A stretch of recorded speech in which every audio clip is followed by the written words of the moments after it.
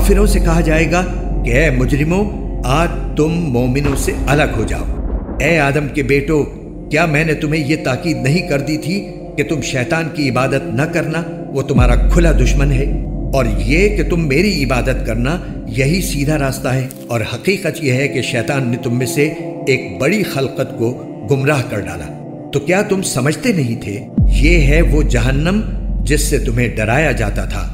आज इसमें दाखिल हो जाओ, क्योंकि तुम कुफ्र किया करते थे। आज के दिन हम उनके मुंह पर मोहर लगा देंगे और उनके हाथ हमसे बात करेंगे और उनके पांव गवाही देंगे कि वो क्या कमाई किया करते थे। और अगर हम चाहें तो यही दुनिया में उनकी आंखें मलिया मेट कर दें, फिर ये रास्ते की तलाश में भागे फिरें, लेकिन इन्हें कहाँ कुछ सुझाई देगा। और अगर हम चाहें तो इनकी अपनी जगह पर बैठे बैठे इनकी सूरतें इस तरह मस्क कर दें कि ये न आगे बढ़ सकें और न पीछे लौट सकें। और हम जिस शख्स को लंबी उम्र देते हैं उसे तख्लीकी एतबार से उलट ही देते हैं। क्या फिर भी उन्हें अक्ल नहीं आती? और हमने अपने इन पैगंबर को न शायरी सिखाई है और न वो इनके शाया निशान है।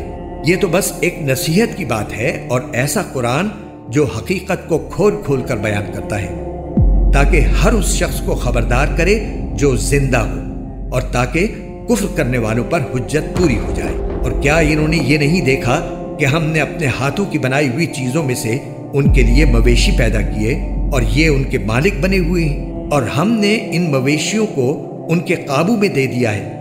चुनाचे इनमें से कुछ वो हैं जो इनकी सवारी बने हुए हैं, और कुछ वो हैं जिन्हें ये खाते हैं। नीज इनको इन मवेशियों से और भी फवायद हासिल होते हैं और पीने की चीजें मिलती हैं। क्या फिर भी ये शुक्र नहीं बजा लाएंगे?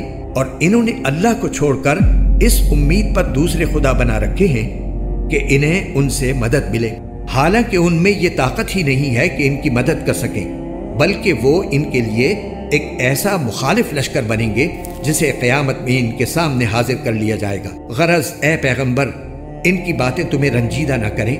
यकीन जानो हमें सब मालूम है कि ये क्या कुछ छुपाते और क्या कुछ जाहिर करते हैं। और क्या इंसान ने ये नहीं देखा कि हमने उसे नुत्फे से पैदा किया था, फिर अचानक वो खुल्लम खुल्ला झगड़ा करने वाला बन गया। हमारे बारे में तो वो बातें बनाता है और खुद अपनी पैदाइश को भुला बैठा है। कहता है कि इन हड्डियों को कौन जिंदगी देगा जबकि वो गल चुकी होंगी। कह दो कि इनको वही जिंदगी देगा जिसने इन्हें पहली बार पैदा किया था, और वो पैदा करने का हर काम जानता है।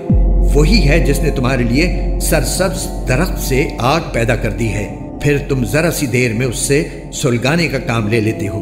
भला जिस जात ने आसमान और जमीन को पैदा किया है, क्या वो इस बात पर कादिर नहीं है कि इन जैसों को दोबारा पैदा कर सके? क्यों नहीं, जबकि वो सब कुछ पैदा करने की पूरी महारत रखता है। उसका मुआमला तो ये है कि जब वो किसी चीज का इरादा कर ले तो सिर्फ इतना कहता है कि हो जा, बस वो हो जाती है। गरज पाक है वो जात जिसके हाथ में हर चीज की हुकूमत है, और उसी की तरफ तुम सबको आखिरकार ले जाया जाएगा।